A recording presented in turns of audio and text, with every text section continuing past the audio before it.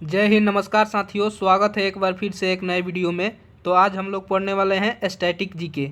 Static GK में हमारा chapter है जनगणना। जनगणना एक ऐसा चैप्टर है जो कि लगभग हर एक एग्जाम में यहाँ से सवाल बनते हैं। तो वीडियो को लास्ट तक जरूर देखिएगा। आज का यह वीडियो बहुत ही महत्वपूर्ण होने वाला है, ठीक है। तो सबसे पहले देखेंगे जनगणना क्या है।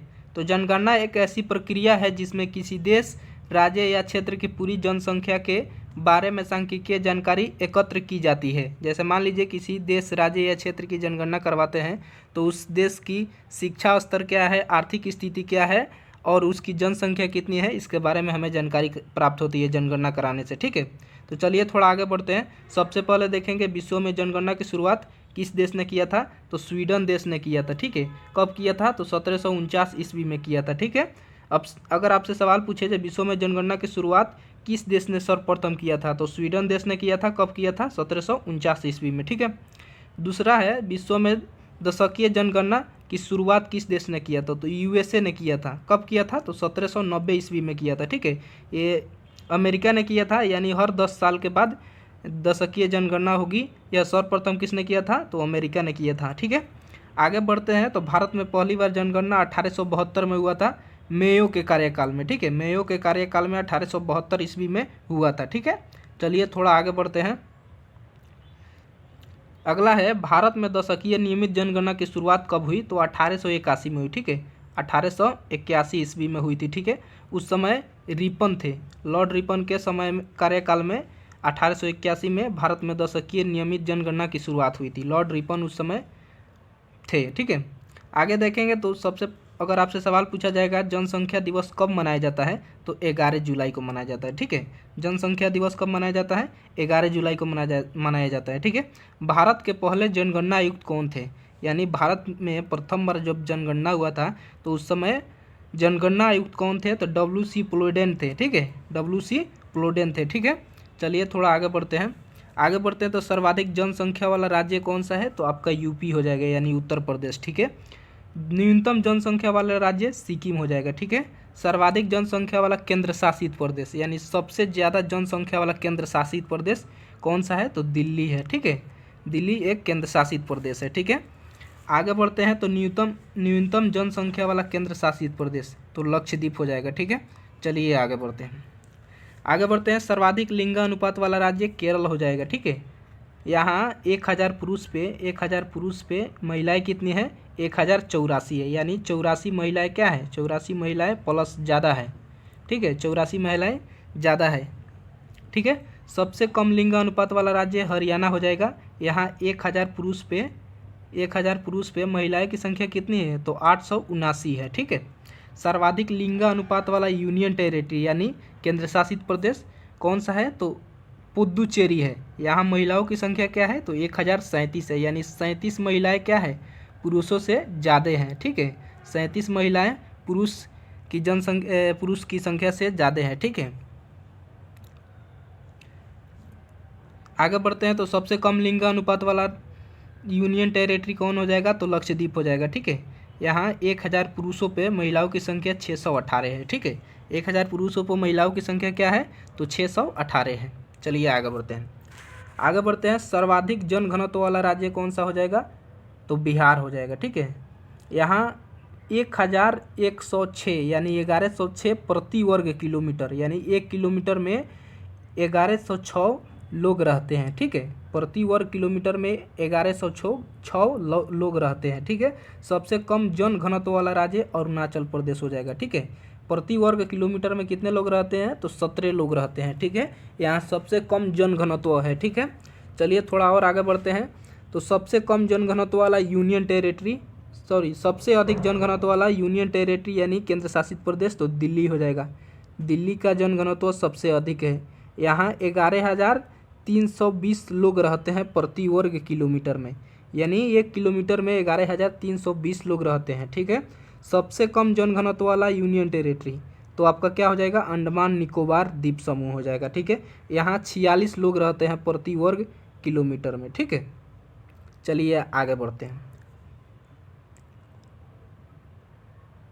ठीक है। अब आ जाइए यहाँ अब साक्षरता पर बात करते हैं, ठीक है। तो कुल साक्षरता दर कितना है? तो 74.8 70.04% है, ठीक है, कुल साक्षरता, ठीक है। सबसे अधिक साक्षर वाला राज्य केरल है, यहाँ 94% साक्षर लोग हैं, ठीक है। सबसे कम साक्षर वाला राज्य बिहार है, ठीक है। सबसे अधिक साक्षर वाला यूनियन टेरेटरी यानी केंद्र शासित प्रदेश कौन सा है, तो लक्षद्वीप है, ठीक है। सबसे कम साक्षर दर वाला यूनियन टेरेटरी यानी केंद्र शासित प्रदेश कौन सा है, तो आपका दादर एवं नागर हवेली है, ठीक है। यहाँ कितना है, तो 76.2%, ठीक है। चलिए आगे बढ़ते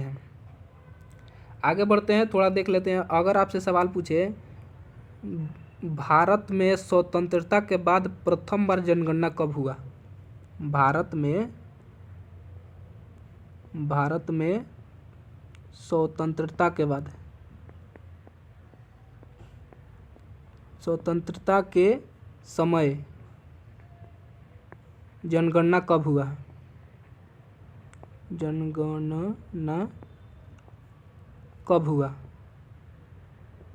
तो कब हुआ, तो आपका 1951 में हुआ था, ठीक है। 1951 में हुआ था। उस समय जनगणना आयुक्त कौन थे, अगर आपसे पूछ ले उस समय जनगणना आयुक्त कौन थे, जनगणना आयुक्त,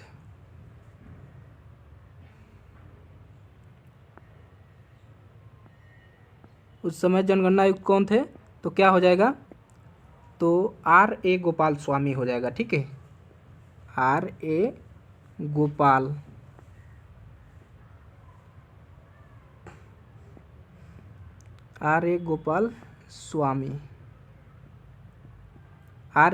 स्वामी 1951 के जनगणना आयुक्त थे, ठीक है। यहाँ तक क्लियर है। चलिए आगे बढ़ते हैं।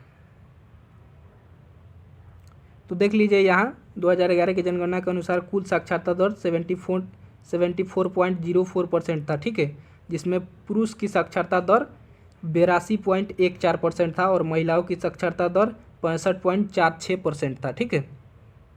चलिए आगे बढ़ते हैं।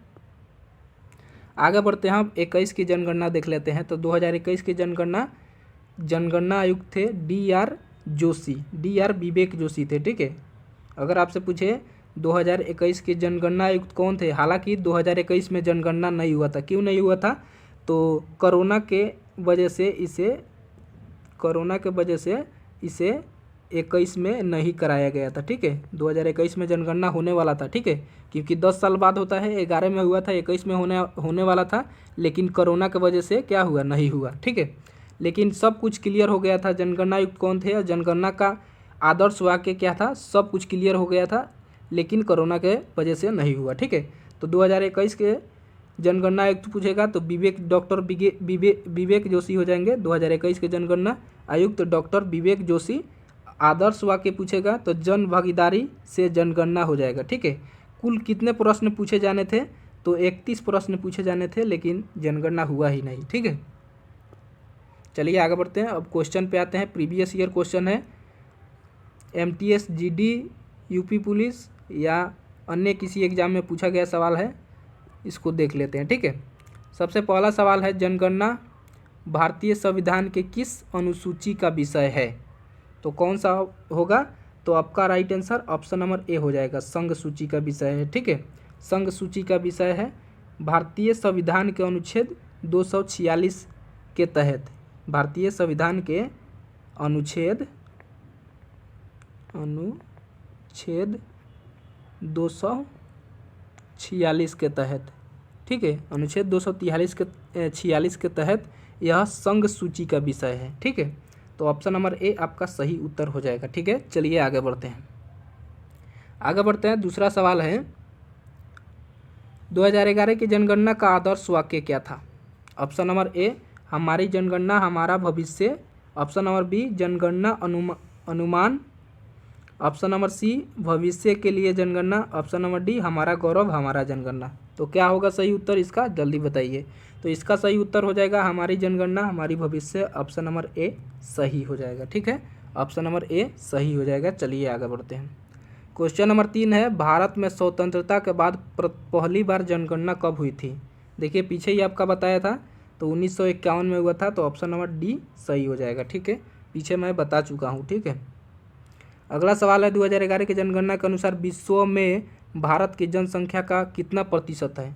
तो आपका सही उत्तर क्या हो जाएगा? ऑप्शन नंबर सी हो जाएगा। 17.5% विश्व के अनुसार 17.5% है। ठीक है, 2011 की जनगणना के अनुसार विश्व की जनसंख्या का कितना प्रतिशत है? तो 17.5% है। ठीक है, चलिए आगे बढ़ते हैं।